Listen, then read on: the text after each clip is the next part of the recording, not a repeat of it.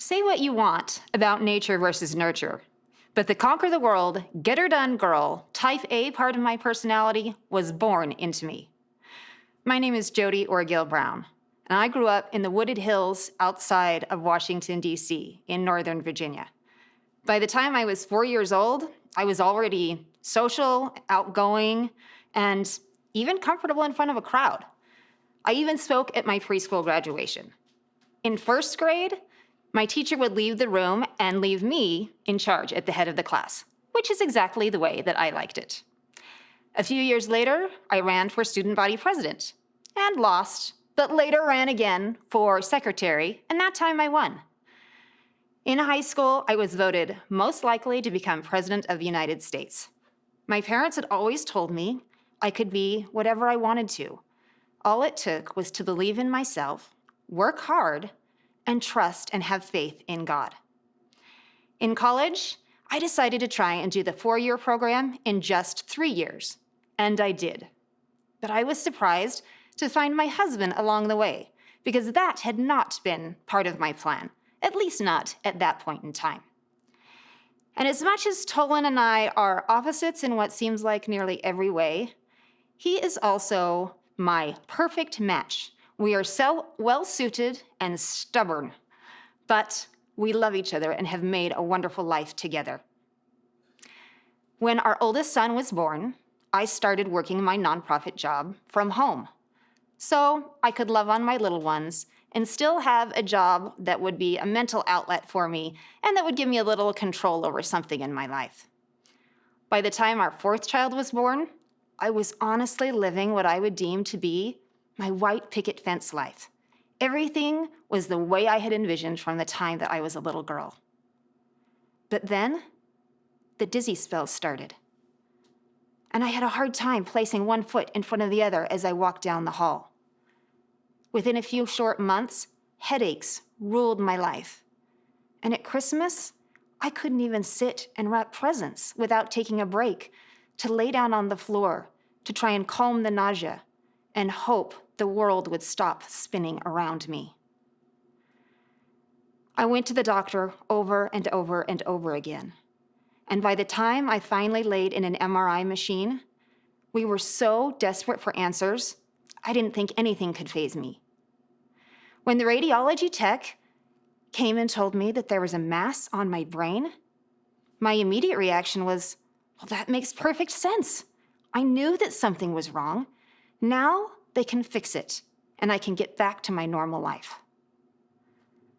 Little could I have imagined at that time what this journey would do to me and how it could take all of the strength from inside of me.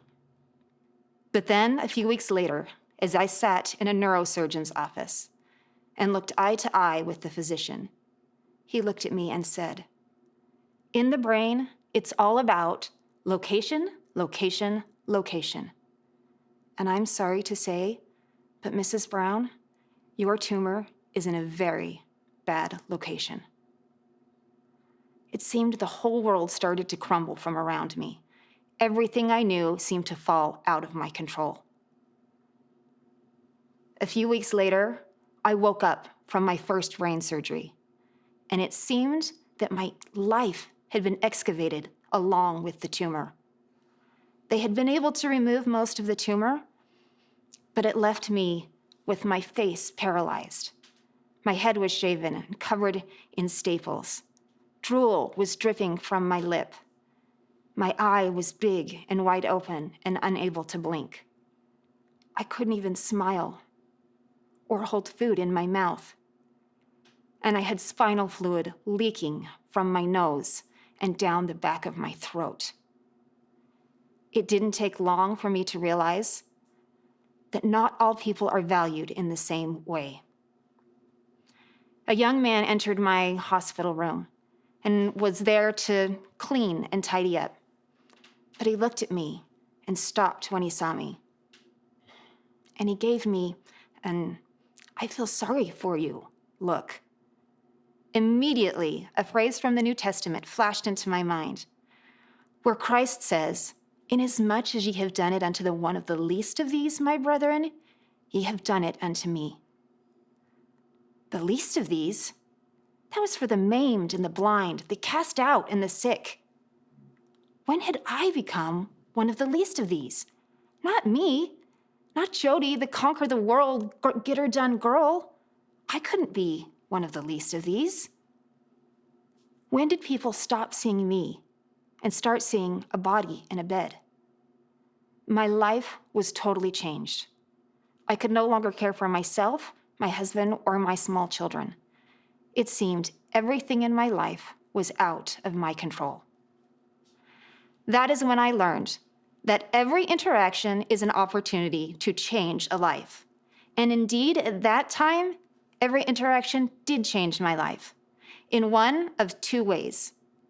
Either it bolstered me and helped me find strength to keep fighting the battle, or left me feeling hopeless, helpless, and sometimes invisible. One day, a CNA entered my room. She did not tell me her name, only announced that she was there to bathe me. She helped me get onto a plastic mattress and wheeled me down the hall to a shower room. She shut the door in the shower room and proceeded to yank the gown from my body and drop them on the floor. Then she grabbed the shower hose and turned it on and started spraying me down with cold water. I felt all of my dignity and humanity spiraling down with the tears and the water droplets. It seemed every part of me was washing away with the water. I may as well have been a car in a car wash, a body in a bed, a name on a chart. Every interaction is an opportunity to change a life. And that interaction left me defeated, deflated, hopeless, and wanting to give up my fight. But 9 long days later, when I was still in the hospital and still fighting for my life, but finally starting to do a little bit better, I had decided that that was going to be the day that I was going to try once again to have a shower. And I had made this decision, and I was gearing myself up and getting all of my energy ready for this. And then a young man walked into my room, walked across the room, and wrote his name, Lucas, on the whiteboard where it said CNA on shift. Lucas. Great. The one day I decide I'm going to take a shower and I have a male CNA. I quickly decided showers are overrated. My kids have proven that to me on more than one occasion. If I could just get my hair washed, I knew that that would give me some of the strength and energy I needed to get through another day in the hospital. So I asked Lucas, or Christy or Heather or one of the girls around on shift today, could they come in and help me wash my hair? And Lucas gave me a funny look. And he said, I can help you wash your hair. Great. Okay, we'll go for that. So I told him I would love that. He said he would come back a few minutes later. Sure enough, he showed up 30 minutes later, pulling a cart full of supplies. It reminded me more of a circus than anything having to do with bathing, but I trusted him. He came in and helped me scoot down to the bottom of the bed. And then he draped black plastic garbage bags all over the bed, up over the pillow, and cascading down into a garbage bin at the bottom, so that the water would waterfall over the bags and fall into the trash. Brilliant. He then scooted me back up to the head of the bed and told me to try and relax. I attempted to close my eyes and then waited for what I thought would be an awkward situation. But instead, he poured pitchers of warm water over my not luxurious locks, but the little tiny sprouts of new hairs I had growing back on my head. And he was very careful as he massaged the shampoo into my scalp, not to touch any of my scars or my staples or do anything that would compromise or cause me harm. He then proceeded to pour another pitcher of water over my head and then started the process again, this time with the conditioner. The process that could have taken 5 minutes, Lucas spent 30 minutes, kindly, tenderly, gently, massaging strength and humanity back into me. His every action told me he did not see me as maimed or as cast out or as sick. He saw me as a whole person, but one who was hurting. By the time we finished, I felt like I'd had a day in the spa. Lucas held little status at the hospital, but he was a man who acted with great stature, and that was far more important.